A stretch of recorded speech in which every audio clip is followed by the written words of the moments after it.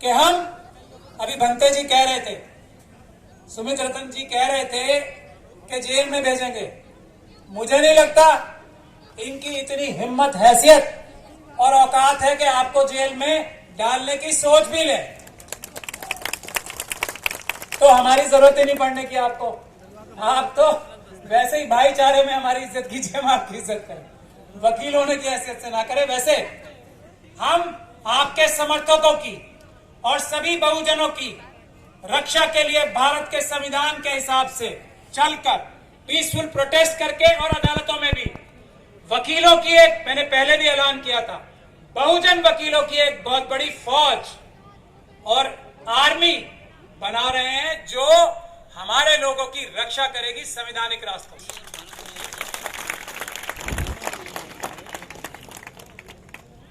ये विचार मन में नहीं आना चाहिए किसी भी मनुवादी मानसिकता के कि हमारे किसी भी व्यक्ति को नाजायज वो जेल में बंद कर देगा या प्रताड़ित कर लेगा, या हमारे किसी बुद्ध विहार, मंदिर, मस्जिद की तरफ आंख उठा के देख लेगा, गुरुद्वारे की तरफ या चर्च की तरफ आंख उठा के देख लेगा। इसके लिए हम वकीलों की एक बहुत बड़ी फौज इकट्ठी कर रहे हैं।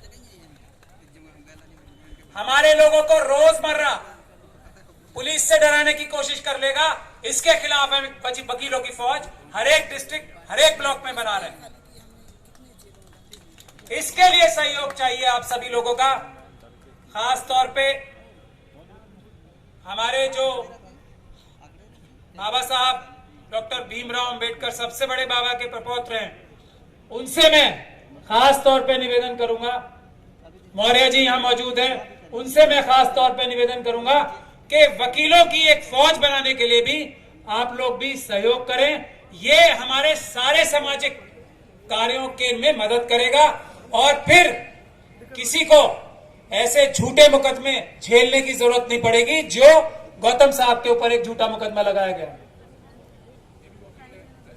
वकील है लेकिन एक झूठा मुकदमा लगाने वालों को लंबे समय तक जेल भिजवाने के लिए हमें एक वकीलों की फौज चाहिए। मैं यही निवेदन आपसे करने आया हूं और हमारे महापुरुष जो बहुजनों के महापुरुष हैं, उनकी याद में आज ये जो कबीर साहब हैं, उनकी याद में जो एक प्रोग्राम रखा गया है, ये एक बहुत बड़ा मैसेज है।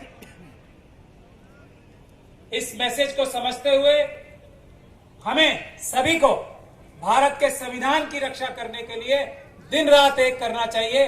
दिन रात अगर हम लोग सिर्फ संविधान की रक्षा कर लेंगे, संविधान क्या कहता है, ये जो बाबा हैं, जो ये छोटे बाबा जिनके बारे में अभी बोल रहे थे, ये आपके और हमारे सबसे बड़े बाबा ने जो संविधान बनाया है, उसमें इस छोटे बाबा को नौकर बनाया है, हमारे और आपका। तो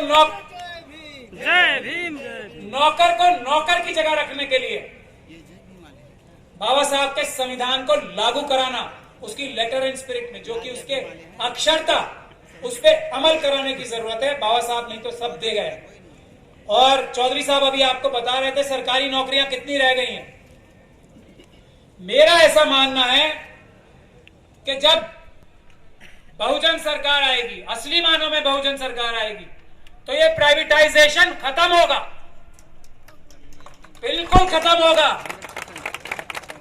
बाबा साहब के दिखाए हुए रास्ते पे ही होगा। आरक्षण 100% आरक्षण होगा, 2 से 3% मिलेगा मनुवादी मानसिकता के लोगों को भी, जो उनका हक है वो मिलेगा, उससे ज्यादा नहीं।